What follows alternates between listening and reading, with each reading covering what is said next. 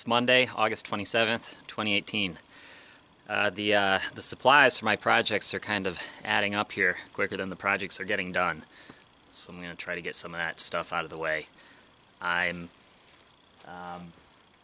going to build a couple more of the forms for the well tiles, pour some more well tiles, and those should be dry to get up here to get onto the well next time I'm up.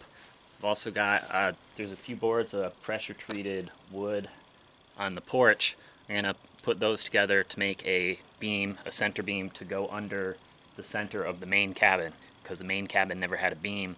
It's kind of bouncy, after 8 years of being there. So I'm going to retroactively put a beam under there. I'll get that beam built this week. What else do I have? Been working on the roof. I had started putting up the wood strapping on the roof of the addition. A lot more strapping to put up, so I'll get those up there. I'll get a lot of wood out of the way. Did some weed whacking. That happens every year. Let's see. Hopefully I get all those things done this week and get some more stuff done. So here's where we're at with the roof. I'm facing the front of the cabin over there, making it look like a waffle. So got to finish doing that strapping, putting that strapping on, and then probably after that I'll move to the steep part of the roof here, do the same thing. It is now Friday. That happened quick, huh? So it was brutally hot this week, just like the rest of this summer. Didn't really get to everything I wanted to because I was just getting exhausted every day in the heat. But I got those 3 well tiles poured right there. So those will be ready to stack up on top of the well next time I come up. I did not get the beam built, so I've got the pressure treated wood still sitting there waiting for its purpose. Go take a look at the roof. Got the addition all covered with the wood strapping. A couple more boards laying there. Those aren't nailed in, or they're not screwed in rather. Get to those later. Put one more strip of the ice and water shield up here. This guy. But before I can do anything else, I have to take the other side of the roof off, the metal. I have to take the metal off, so that way I can put the wood strapping up. We got vertical wood strapping. Or let's see, I got to take the metal roof off, so then I can cover the peak with the ice and water shield. Then I can put the wood strapping up. So since I'll have the roof off, I'll hopefully get everything done on the other side of the roof too.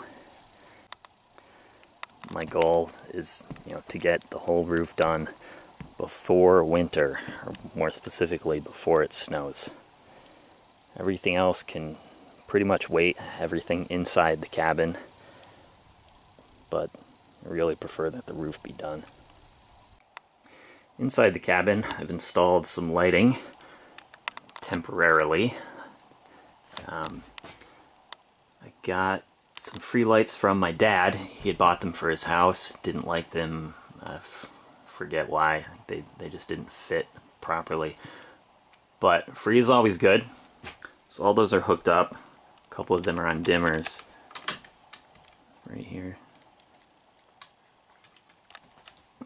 Got one over the sink.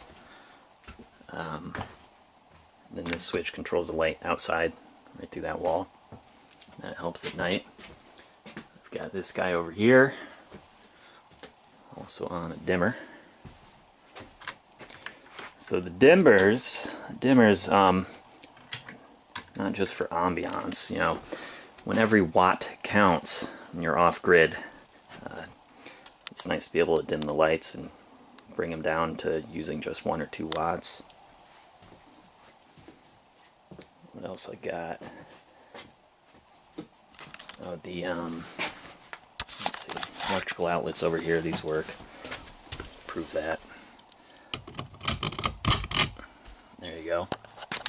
And all these outlets they're tamper resistant, which for some people means a kid can't come and, you know, stick a fork in them. They've got plastic behind here blocking it. But for me, I just like that it's got the plastic blocking so these don't become drafty in the winter, because the outlets in the other part of the cabin, when it's, you know, negative 20, 30 degrees outside, I can feel cool air coming in through the cabin.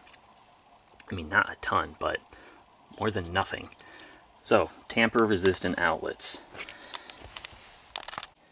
So this work box, I had hoped and intended to use a double work box, which I'm sure a professional could do pretty easily, but I had trouble fitting all the wires in there for just a double work box.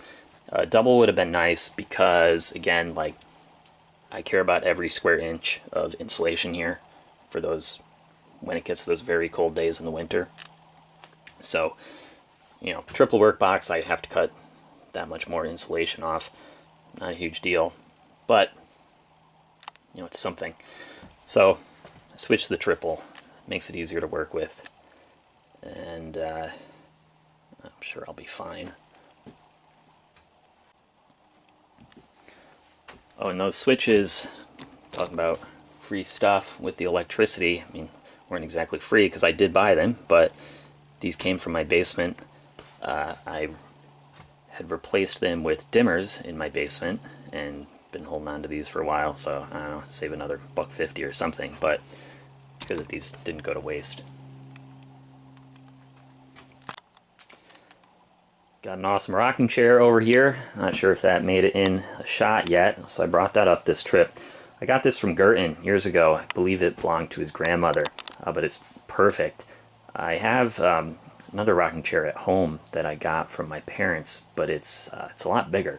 This one's great size, and eventually I'll probably put it out on the porch when everything's done. So in the center of the frame there is that light I mentioned, the one that's controlled from the switch in the kitchen area. So it's nice to have out here. That about covers it for this trip. Got some stuff done. Dogs had a good time. I'll pack us all up and head back down to Connecticut.